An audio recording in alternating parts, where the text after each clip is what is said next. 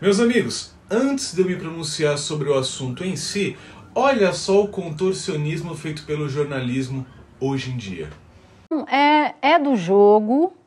Antes era até pior, porque antes você não sabia nem dessa distribuição dessa maneira, porque a gente está vindo de um cenário de orçamento secreto, mas com o Congresso muito cheio de apetite, porque ele tinha o orçamento secreto e ele que decidia tudo, não precisava ficar esperando o governo pingar esse dinheiro de emenda parlamentar, né? Antes ele chegava, aqui ó, vai para tal lugar, fazia a emenda PIX, você não tinha que comprovar absolutamente nada, a coisa ia, muitas vezes o dinheiro desviado e o governo sequer precisava carimbar do jeito que precisa hoje. Aliás, o governo nem fazia questão de olhar para onde estava indo, né, Natuza? Também tem isso, né? Não tinha ninguém fiscalizando nada, né? Não. Só liberava, né? E isso aconteceu no governo Bolsonaro.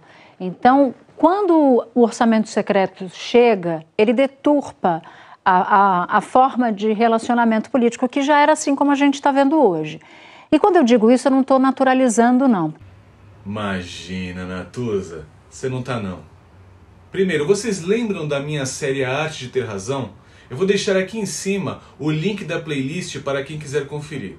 Lá eu falo que diversas vezes uma pessoa querendo vender um discurso enviesado pratica algumas táticas, como a manipulação semântica, por exemplo, que nada mais é do que associar a um termo um conjunto de significados diferentes do original. Ou o rótulo odioso, que é criar justamente um nome que será repetido diversas vezes e que causará repugnância instantânea quando ouvido pelo público. Chamar alguém de negacionista, genocida, fascista é um exemplo disso.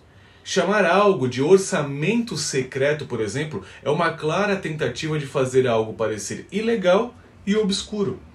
A mesma prática garantida por lei para a liberação de verbas federais para os projetos locais dos parlamentares, que hoje em dia ela fala que é do jogo e que usa a nomenclatura de emendas parlamentares, foi chamada de 2018 a 22 pela mesma pessoa, pela mesma jornalista, de orçamento secreto.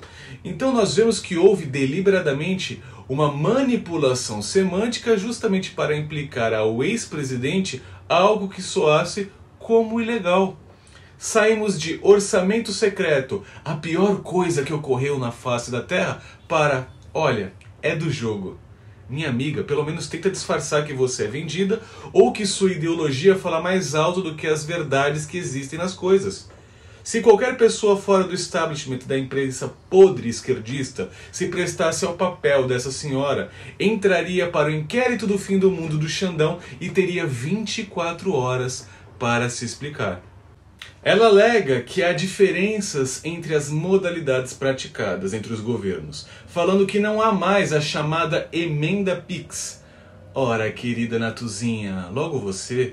Em reportagem da CNN que eu vou colocar aqui, vemos que apenas nessa modalidade, do total de 2,9 bilhões pagos pelo governo Lula dessas emendas individuais, 1,7 bilhão vieram das emendas PIX, ou seja, 58% do total, o que demonstra a predominância desse tipo de pagamento nesse ano.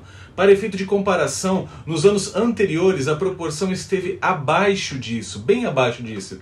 Em 2022 foi cerca de 15%, em 2021 algo próximo a 23%, em 2020 perto de 9%. Espero que a nossa querida jornalista tenha se alongado antes de fazer todo esse contorcionismo. Lula já gastou mais do que qualquer outro presidente em apenas 6 meses de desgoverno.